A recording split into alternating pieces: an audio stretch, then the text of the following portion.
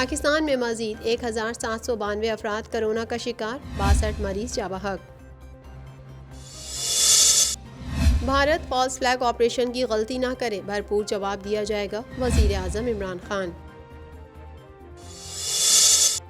UAE को बता दिया, इसराइल को तस्लीम नहीं करेंगे, वजीर खारजा शाह महमूद कुरैशी।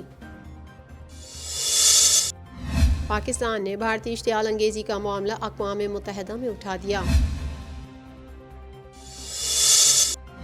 फजल रहमान खुद सेलेक्टेड हैं, पार्टी पर कब्जा कर रखा है, मौलाना शिरानी।